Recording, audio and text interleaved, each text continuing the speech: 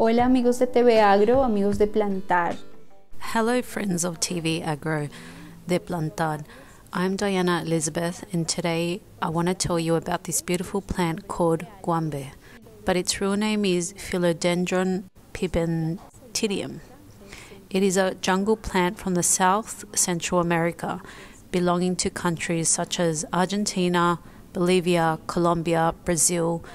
Jungle plant with large foliage. This plant is small and its leaves can measure up to 5 meters in diameter. Puede llegar a medir. Es una planta muy...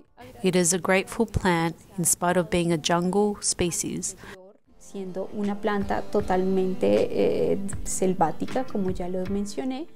It is adapted very well to indoor spaces, Brindándonos su belleza, being perfect to decorate our homes as its leaves have a special touch. What can we say about this plant? Agua, luz y aire son los tres puntos básicos. In terms of care, water, light and air are the three basic points of which I always stress. As for light, it is a plant that, being a jungle plant, accepts semi-shade, even shade, and we can have it in any corner of the house. En cualquier rincón de la casa, pero en lo que más debemos tener cuidado es en el... It is a plant that requires a lot of humidity, constant watering, frequent watering between 2 and 3 times a week. Constante quiere decir riego entre 2 y 3 veces por semana si es clima cálido o si está... If it is in a warm climate, or if we are in summer, if we are in winter, or in a place where the climate is colder, like in Bogota, como en Bogotá, podemos suministrar agua entre una o we can supply water, or if the environment is extremely cold or humid, that is to say a tropical environment, watering every 15 days would be fine. Sobre todo teniendo en cuenta si la tienen en vasijas grandes como esta. ¿Por qué? Porque especially if the pot is large like this one.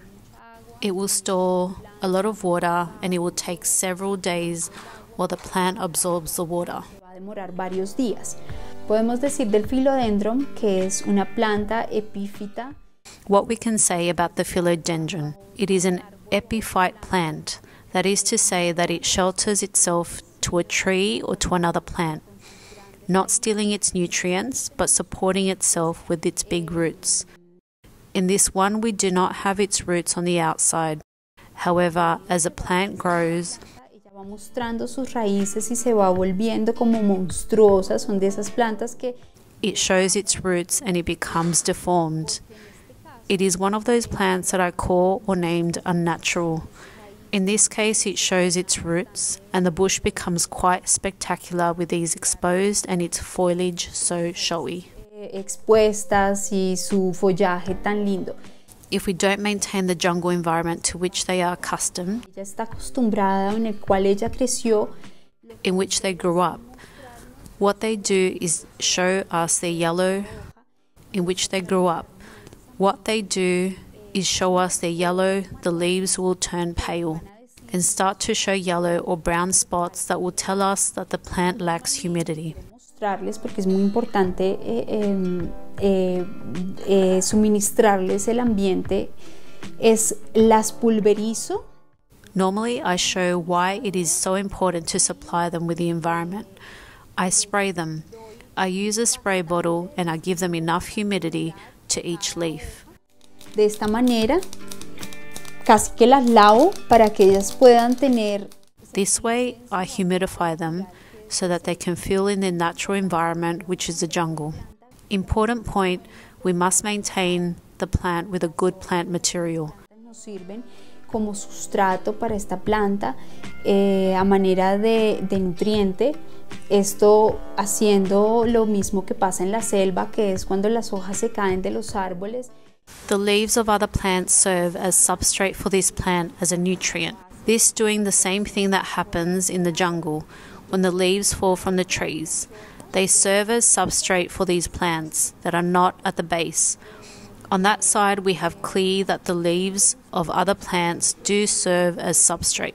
A a su tierra porque dicen que se ve feo As many people do not like to put residues of other plants to their land. They say it looks ugly or that they do not need it. It really is a good fact and they need it. Second point, be careful with the cold. Low temperatures can totally ruin the plant. Sino matarla. Entonces necesitamos tener not only its leaves, but kill it. We need to be careful with the cold and low temperatures. Third point, the nutrients. It is worth mentioning the leachate or the earthworm humus, which is very good, easy to maintain. De conseguir, de hecho tengo amigos que lo producen en cantidad en las fincas y afortunada soy. I have friends who produce it in quantity on their farms, and I am fortunate as they give it to me. They supply it to me easily from their farms, as the earthworms apparently produce a lot. I have not worked with these substrates. Quisiera trabajar con el tema de los sustratos porque es muy importante. I would really like to work with a product, since it is very important to have them directly to contribute them to the plants. And more than in the city, it is very difficult to have this product in certain spaces. Adecuaciones o estos lugares adecuados para generar todo este humus y todos estos sustratos. All these suitable places to generate all this humus and all the substrates that we take out of the earthworms. Let's keep in mind that in the houses and by the pollution in the cities, our leaves, especially in this case that are large, they need to be cleaned. How can we clean them? Normalmente no uso trapos.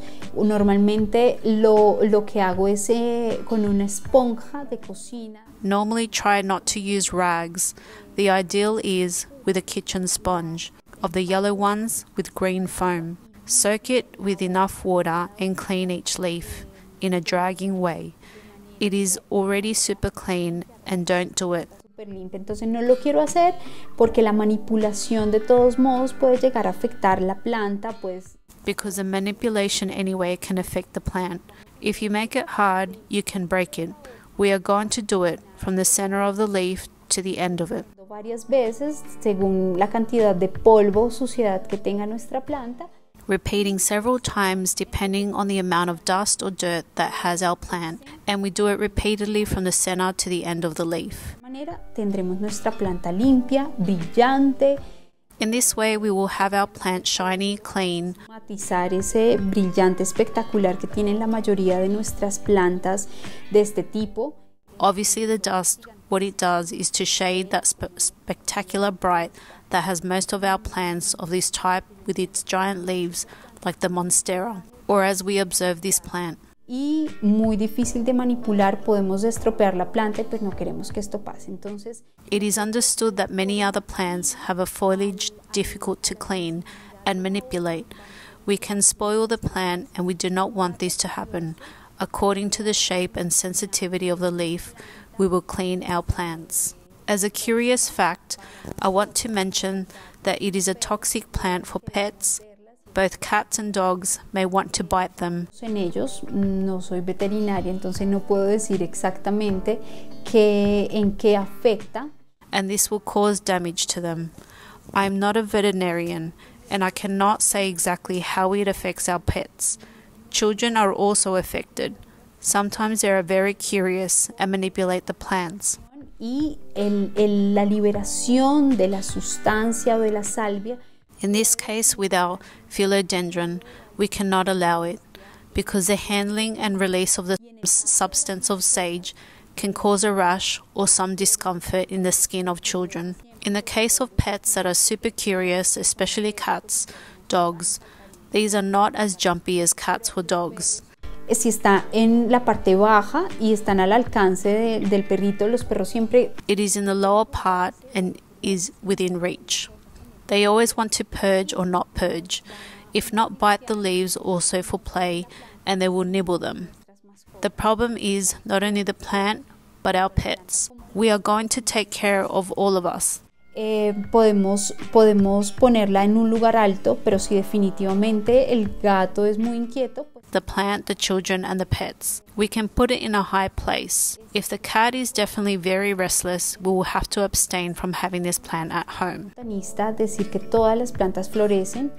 I once heard a botanist say that all plants flower, and that the fact of not seeing the flower in its life, sino es porque no está en sus óptimas condiciones la planta para que florezca. if we have it for 5 years and not seeing it flower, does not mean that it does not flower. It is because a plant does not have the optimum conditions for it to flower. The same person explained to me that many plants, when they are in a very bad condition, the way they react but negatively when they are about to die is by flowering. They give us a flowering as anticipated. En las que están óptimas, sino porque se siente mal, está reaccionando. Not in the optimal conditions that they should be, but because they feel bad, they are reacting to their negative environment. Podemos reproducirla y es por esquejes. Vamos a utilizar los tallos de la planta. Another important point is to know how we can produce it, and that it is by cuttings. We are going to use the stems of the plants to take the offspring. We are going to use the stems of the plant to take the offspring. In this case, we have to keep this in mind. Es muy difícil sacar hijitos, as the way this plant grows is tubular, in a diametric way, so it is very difficult to take offspring from the philodendron due to its rosette. De la mamá principal brote otro tallo. What we are going to do is wait for another stem to sprout from the main mother, and then we will take it out carefully when it is already quite grown, between 15 to 20 centimeters. Mamá, ni la planta madre, ni dañar al hijito. So as not to damage either the mother plant or the offspring. Por la separación de sus hijos. The easiest way to reproduce the philodendron is by separating its offspring. We must wait for the offspring to sprout, and when they are between 10 and 15 centimeters, sacarlos, y es la manera más fácil. They are strong enough to separate them. Taking them out would be the easiest way. In this plant, we can see that its stems are not children. Make that clear, because sometimes people cut the stems and put them in water, and they do it with other species, so that from the stems the roots come out and another plant can be born. Y es mejor que dejemos los tallitos quietos para no dañar ni matar la planta. In the case of philodendron, this is not possible, and it is better to leave the stems still as not to damage or kill the plant, as these are not the children. That's all for today, TvAgro friends. If you have any questions, please ask me. I'm on Instagram as @planta.vivero and on Facebook as Planta Vivero Virtual.